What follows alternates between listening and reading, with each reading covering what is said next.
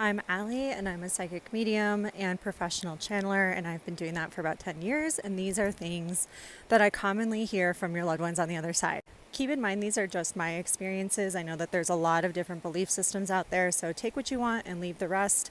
Also, be respectful in the comments or don't comment at all. Your loved ones all cross over. If someone is saying that they don't, you need to run in the other direction and not be paying that person for a reading. We all end up in the same place on the other side because we're no longer bound to physical form. And so if there's no more physical form, that means the only form there must be is non-physical, which means there would be no boundaries and no barriers. So everyone becomes one. Your loved ones love, love, love to come and visit you on earth, and they do it all the time. Just because you can't see them or hear them or feel them doesn't mean they're not there. And yes, they can be here visiting you on earth and still be in heaven at the same time. And they can be visiting you and visiting and talking to another loved one across the world at the same time.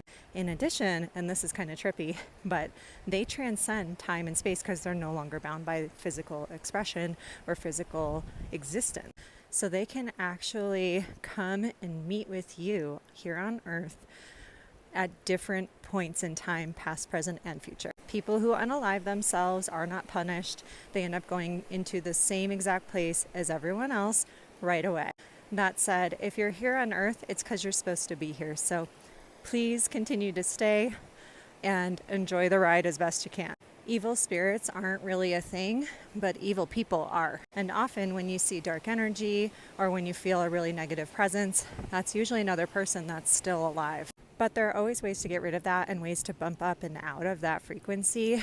And that's something that takes a lot of connecting and working with your mind, working with your nervous system, working with your body to channel higher energies. Now, that doesn't mean you'll never feel bad or that you'll never have negative emotions. It just means that you won't be so open and susceptible to things like that. Just because they're non-physical and omniscient and omnipresent doesn't mean that they're supposed to tell us everything we need to know. And in fact, it really wouldn't be helpful for us to know all the things that we want to know. And while they leave you tons of signs and little nudges and inklings and songs and all sorts of things that show that they're very much here and still sending you love and thinking of you, we're not supposed to rely on that. Like, you can see that stuff and think about it like a little wink from the other side. But if you can see signs and synchronicities all the time and know it's your loved one, you're ready to connect with them in another way. You can try auto writing with them, meditating, or different forms of channeling. I love to walk and talk with my guides. When we pass on and move into the other dimension, they don't describe it as dying. They describe it more as it's as simple as walking from one room of the house into the next, or taking off a heavy coat and putting it down on the chair. So it's really not about doing anything as dramatic as it looks on earth for the spirit and the soul's experience. It's really just a very simple process of shifting from one dimensional reality and into the next one. Despite that, they still very much understand our human experiences. They understand what we're going through, and they have total compassion for us. And because they are omniscient and because they understand, yes, they do see all of your weddings, all of your birthdays, all of the things that you're going through.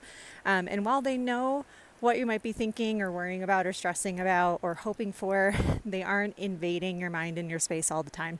They do hold boundaries. So all you have to do is say, hey, I'm not open to receiving messages, or I'm not open to having anyone, anywhere, anytime, any place in my space, and they will step back. And they wouldn't want to invade your space, quite frankly, because they exist in a higher frequency that is much more benevolent. So just because they were a human on earth doesn't mean they retain that human quality of like not giving a shit and stepping over other people's boundaries all the time. Believe me, even your loved ones who were not kind when they were alive, they don't keep that quality when they go to the other side. If you want to know more, just comment and I will share more and try to answer all of your questions.